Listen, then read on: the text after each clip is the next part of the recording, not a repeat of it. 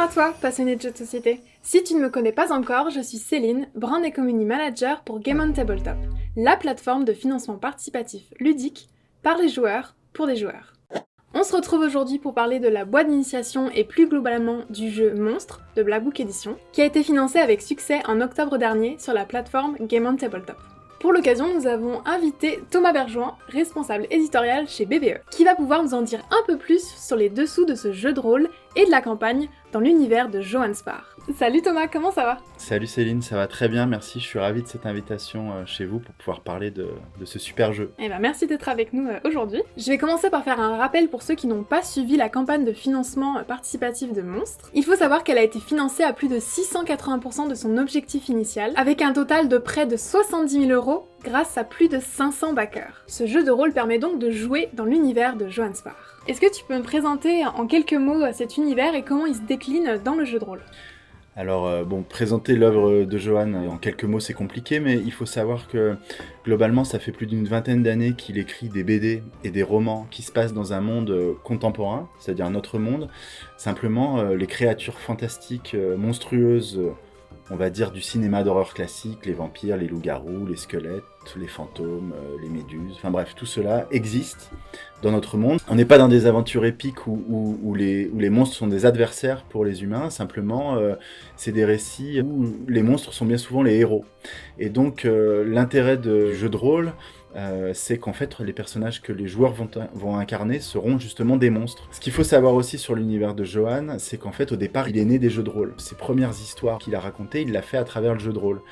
Et donc en fait il s'est beaucoup inspiré du jeu de rôle pour ses BD et ses romans. Ce mouvement de retour vers le jeu de rôle est assez naturel parce que c'est au départ là où est né son processus de création, d'imagination et de narration des histoires qu'on connaît tous. Donc pour cette boîte d'initiation en particulier, on sera vraiment non seulement dans un univers contemporain mais aussi dans un cadre de jeu très familier pour nous autres Français, puisque la campagne se déroule à Paris, dans plein de lieux mythiques et emblématiques. Une des spécificités des aventures du jeu de rôle de Johan, comme de ses romans et de ses BD, c'est d'inscrire ses aventures et ses personnages fantastiques et monstrueux dans un univers très quotidien, très familier, avec notamment aussi tous les problèmes de la vraie vie. C'est-à-dire qu'on a beau être un vampire ou une créature du lagon, il faut payer ses impôts, il faut payer ses factures, il faut se battre avec l'administration. Il mêle toujours du quotidien très lourd, on va dire, et puis des envolées vers un univers fantastique, des créatures extraordinaires, etc.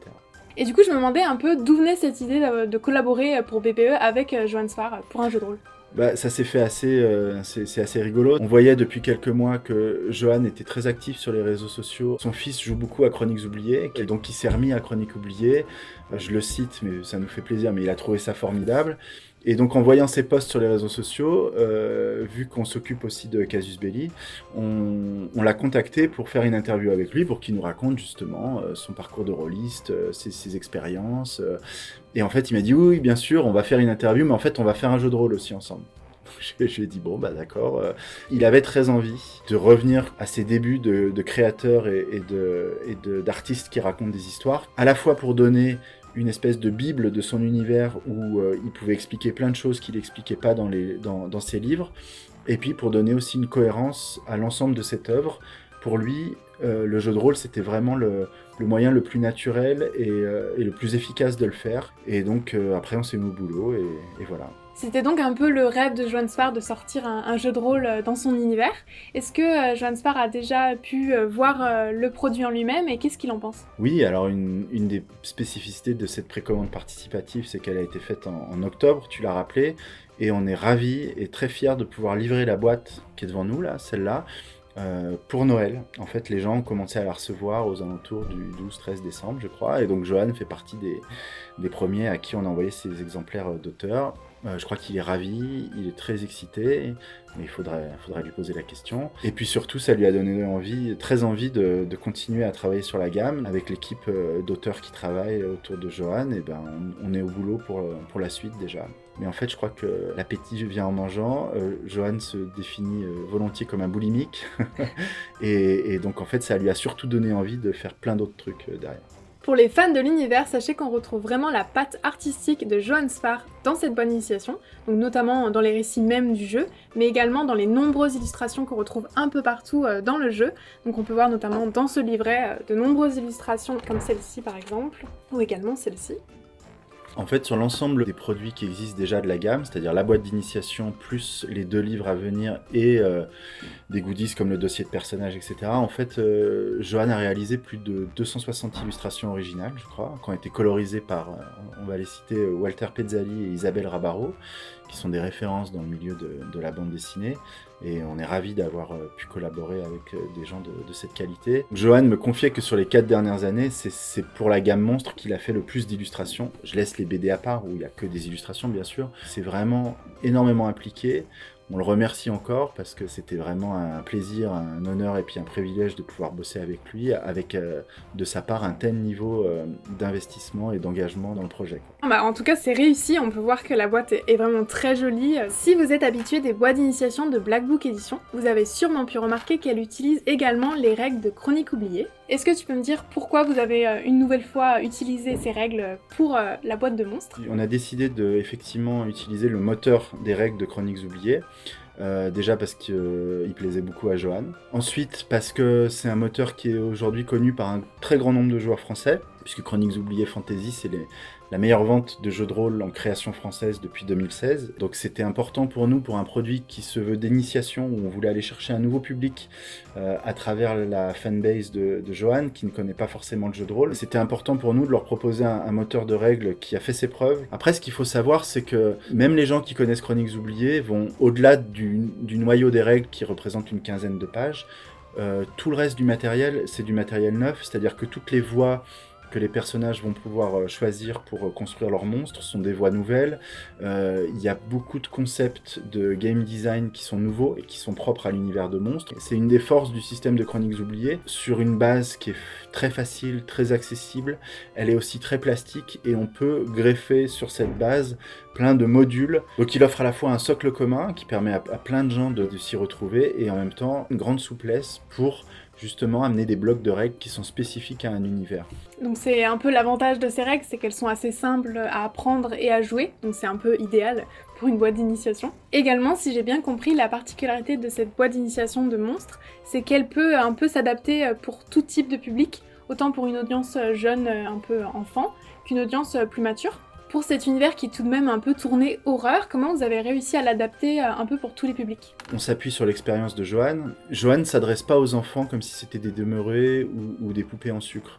C'est-à-dire qu'il aborde des vrais thèmes sur les frayeurs, avec des personnages effrayants, mais on décide de s'adresser aux enfants comme à un public qui peut comprendre beaucoup de choses et qui peut naviguer à travers effectivement des récits qui peuvent faire peur par ailleurs, qui posent des vraies questions. Johan a tendance à dire qu'en fait les mécaniques narratives des histoires pour les enfants sont les mêmes que les histoires d'horreur pour les grands. Nous, on donne tous les outils pour bouger les curseurs, pour aller vers des choses plus adultes, vraiment de l'horreur, un peu plus gore, un peu plus flippante, ou rester sur des choses un peu plus édulcorées par rapport aux enfants. Mais malgré tout, ce sera au meneur de jeu d'adapter sa narration, l'histoire qu'il va raconter et surtout comment il va la raconter pour s'adapter à sa table. On va maintenant pouvoir revenir à la campagne qui a fait naître ce très beau jeu. Est-ce que tu peux me dire un peu comment s'est passée la campagne côté BBE ? Est-ce qu'il y a eu des moments un peu inattendus ? On a pu voir que c'était plutôt un franc succès, mais est-ce que de votre côté ça s'est aussi bien passé qu'on peut le voir côté backer ? On est très content de la façon dont ça s'est passé. C'est toujours un pari en fait avant de lancer une campagne. C'est facile de rationaliser après coup en disant « Ah bah oui, c'est sûr ça allait marcher » ou « C'est sûr ça allait pas marcher ». La vérité, c'est que quand on lance un projet, c'est toujours difficile de savoir exactement où on va mettre les pieds.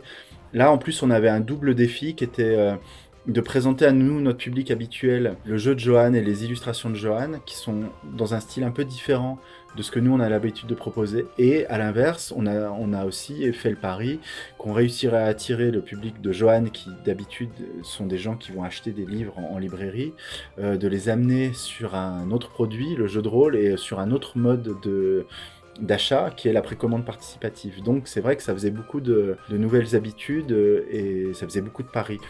L'autre particularité de cette campagne, c'est que la première soirée a été assez calme finalement, alors que d'habitude, vu que nous, notre public connaît bien nos produits, les attendent, parfois ce sont des traductions, donc ils les attendent parfois depuis plusieurs années. En général, la première soirée est très forte et puis ça se calme après.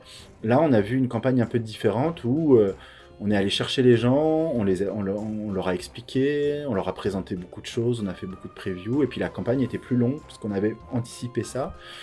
Et au final, on a réussi à aller chercher beaucoup de gens, et les chiffres que nous a fournis Game On nous permettent de voir que sur cette campagne, on a beaucoup de nouveaux clients qui n'étaient jamais venus chez nous. On est ravis de ce constat. Chez Black Book, depuis 10 ans, notre objectif, c'est de transmettre la flamme du jeu de rôle, qu'on considère comme le meilleur des jeux.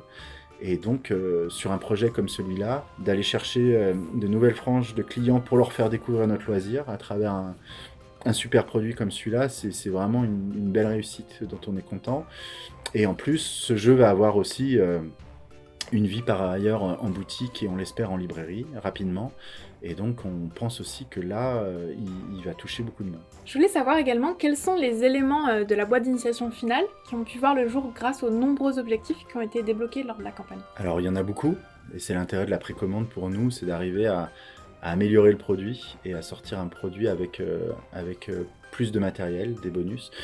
Donc, il y a plusieurs choses. Il y a des aides de jeu, des plans et des fiches de PNJ qui ont été débloqués. Comme ça permet de ne pas avoir à naviguer dans son livre pour le meneur de jeu en cours de partie, mais il a tous les éléments détachés, très faciles à manipuler, à donner aux joueurs. On a aussi réussi à produire des cartes de voix qui sont très utiles aux joueurs, c'est-à-dire que chaque joueur peut avoir 2-3 cartes qui correspondent aux voix qu'il a choisies. Pareil, à la table de jeu, c'est très pratique pour les joueurs. Et puis dans la campagne ici, qui est un joli petit bouquin de 100 pages, au final, il y a 5 scénarios, alors que je crois qu'au départ, il y en avait 3 ou 4, donc ça veut dire que on a rajouté 1 ou 2 scénarios supplémentaires au cours de la campagne, et donc on propose au final une expérience de jeu qui, on l'espère, sera plus complète et meilleure aux clients. Black Book Edition a l'habitude de réaliser l'ensemble de ses campagnes de financement participatif sur Game on Tabletop. Est-ce que tu peux me dire un peu ce que vous préférez sur la plateforme Game on Tabletop et quelles sont un peu les fonctionnalités qui ont peut-être été indispensables pour cette campagne ?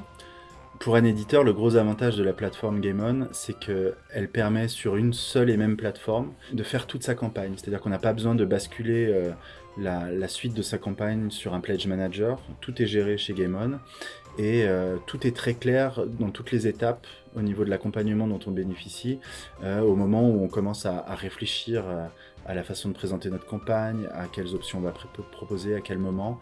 Vraiment, en fait, c'est un outil tout en un qui a été pensé pour les éditeurs de jeux. Donc vraiment, c'est l'outil qui est de loin le plus adapté et le plus sur mesure à, en tout cas, nous, le type de campagne de financement participatif qu'on veut mettre en place. Et après, au niveau technique, au moment où les clients, les précommandeurs achètent des options ou tel type de pledge, on sait en temps réel où va l'argent. C'est-à-dire qu'au moment où on propose une option, on sait immédiatement si elle a du succès ou pas, ce qui peut permettre de s'adapter et d'avoir tous les éléments en main au moment de donner un virage à droite ou à gauche à sa campagne, au moment où on se dit, en fait, telle option, on va l'abandonner, celle-là, par contre, on va essayer de la dupliquer. Game On offre on va dire, des outils de navigation et de pilotage en temps réel et en toute transparence, qui sont super appréciables pour un porteur de projet et un éditeur. Et enfin, pour terminer, est-ce que vous prévoyez de sortir ce jeu monstre à l'international avec peut-être une traduction anglaise de cette boîte d'initiation ? Alors, il est un peu tôt pour en parler. Par contre, c'est une envie de Johan très forte. C'est aussi une envie de Black Book très forte de pouvoir proposer nos meilleurs jeux de création en anglais. C'est une étape importante.